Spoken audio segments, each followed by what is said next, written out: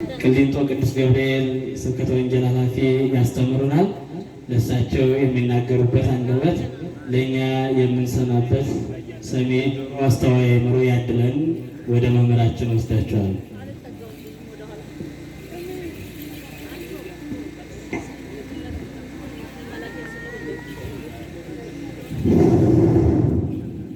እናማተብ በስመ አብ ወወልድ ወመንፈስ ቅዱስ አሃዱ አምላክ አሜን።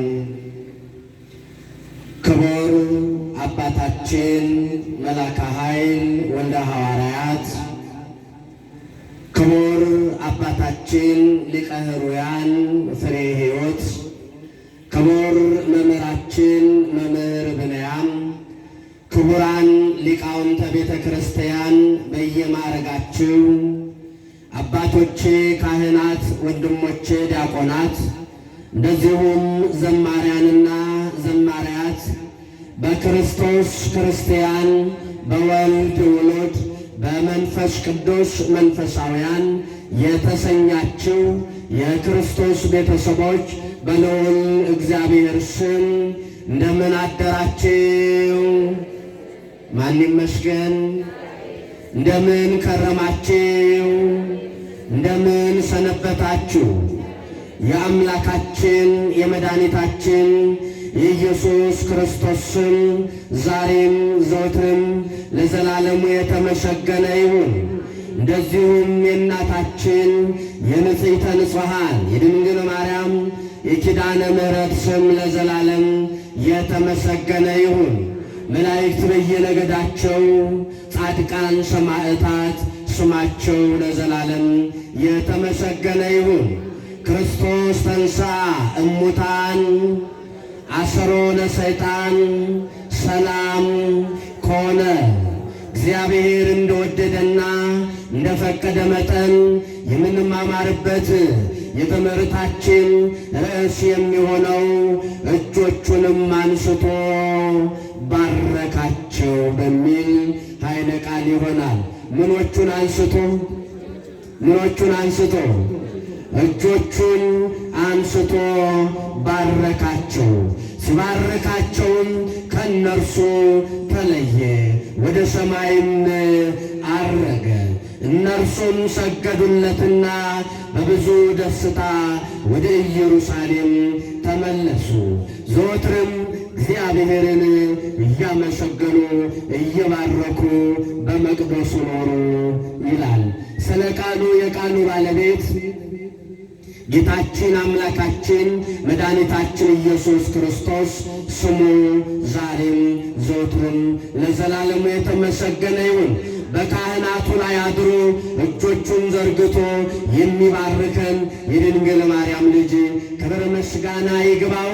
በድጋሜ እንኳን ለእናታችን ለንጽሕተ ንጹሐን ለድንግል ማርያም ወርሃዊ ለኪዳነ ምሕረት መታሰቢያና እንደዚሁም ለበዓለ ዕርገቱ በሰላም አደረሳችሁ አደረሰን። እግዚአብሔርን ከፍ አድርጋችሁ አመስግኑ። ድገሙ። የእግዚአብሔር ቤተሰቦች አመስግኑ። ሦስት ሙሉት።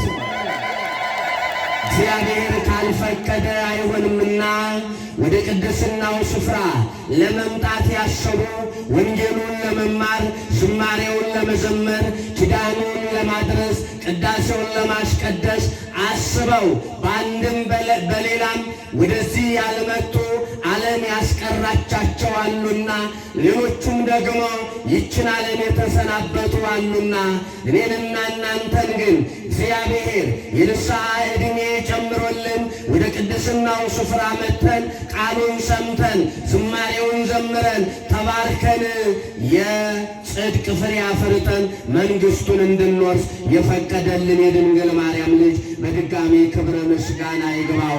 ከፍ አድርጋችሁ አመስግኑ።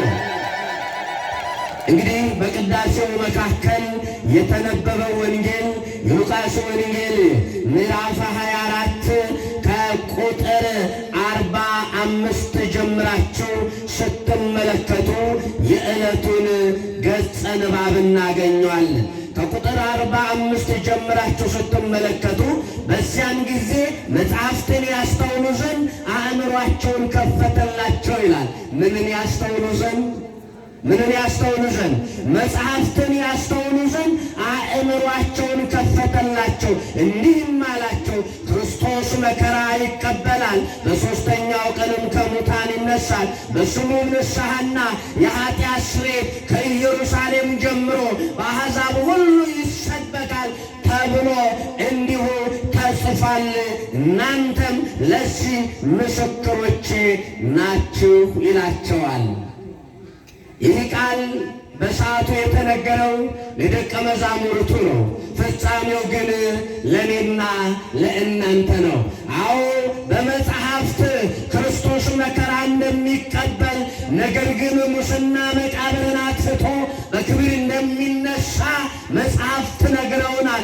ሊቃውንት አስተምረውናል። የእግዚአብሔር ቤተሰቦች ክርስቶስ ኢየሱስ የድንግል ማርያም ልጅ ለአዳምና ለሔዋን የገባውን ቃል ኪዳን ሊፈጽም ከሰማያት ሰማያት ወርዶ ከድንግል ማርያም ተወልዶ በምድር ሲመላለስ በአይሁድ እጅ ተይዞ የአዳምንና የሔዋንን የዕዳ ደብዳቤ ሊሰርዝ ሊደመስስ ወደ መስቀል ላይ ከወጣ በኋላ መከራ ከተቀበለ በኋላ እነሆ ወደ መቃብር ከገባ በኋላ እነሆ ሙስና መቃብር አጥፍቶ በድል ከተነሳ በኋላ ደቀ መዛሙርቱ አብረውት የኖሩት አብረውት የሚያድሩት አብረውት የዋሉት ያደሩት በክርስቶስ ትንሣኤ ግራ ተጋብተው ነበረ። ምን ሆነው ነበር አልኳችሁ? ምን ሆነው ነበር? ግራ ተጋብተው ነበረ። ይገርማቸዋል። ግማሾቹ ቤታቸውን ዘግተው እንዴት ነው ይሄ ነገር የሚሆነው ይሉ ነበረ። ግማሾቹ ደግሞ ኢየሩሳሌምን ጥለው ወደ ኢማውስ ወደምትባል ወደ ድሮ ሰፈራቸው ሲኮበልሉ እናያለን። ግማሾቹ ደግሞ ሌሊት በጨለማ ተነስተው የሚበላ ፍለጋ ወደ ጥብርያዶስ ባህር ሲሄዱ እንመለከታለን።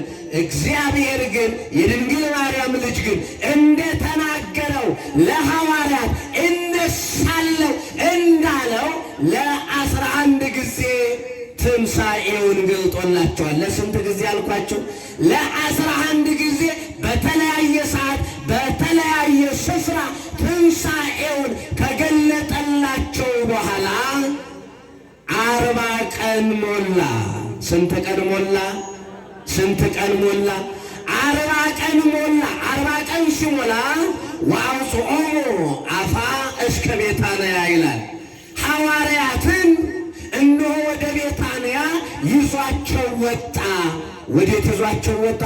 ወደ ቤታንያ ይዟቸው ከወጣ በኋላ ግራ የተጋቡበት ነገር፣ እነሆ ሲፈሩበት የነበረው ነገር፣ እነሆ ቤታቸውን ዘግተው የእኛ ነገር እንዴት ይሆናል?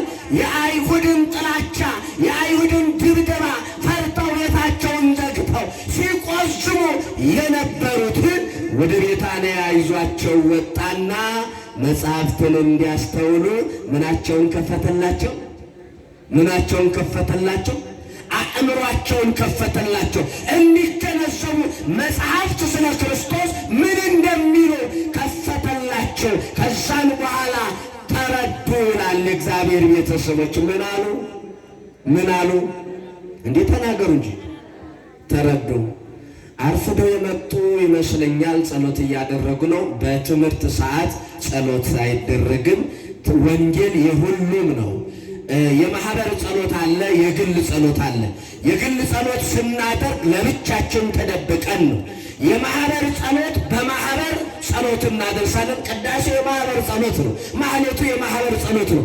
ወንጌሉን እስካልሰማን እንዴት አድርገን እንጸልየዋለን? ወንጌሉን እስካልሰማን እንዴት አድርገን እምነቱን እንቀባለን? ወንጌሉን ካልሰማን የጸበሉን አዳኝነት በምን እናውቀዋለን? የእግዚአብሔር ቤተሰቦች አያችሁ፣ የሚቀድመውን እናስቀድም፣ የሚከተለውን ደግሞ እናስከትል። ስለዚህ ስርዓተ ቤተ ክርስቲያንን እንወቅ። ወንጌል ሲሰበክ ወደ ጸበልም ስፍራ ሆነ ወደ ሌላም ቦታ ሆነ ማንም ሰው መንቀሳቀስ የለበትም ከአገልጋዮች በስተቀር ከአስተናጋጆች በስተቀር። ወንጌል ነው ለሁሉ መራሂ፣ ለሁሉ አቅጣጫ የሚሰጥ ወንጌል ነው። ቅዳሴው እንዴት እንደሚቀደስ፣ ማህሌቱ እንዴት እንደሚቆም፣ ኪዳኑ እንዴት ወንጌሉን በአግባብ ቁጭ ብለን በደንብ ተረድተን እነሆ በስርዓቱ ካልተጓዝን በዘልማድ ተጓዦች እንሆናለን። እግዚአብሔር የሁላችንንም መጨረሻ ያሳምርልን።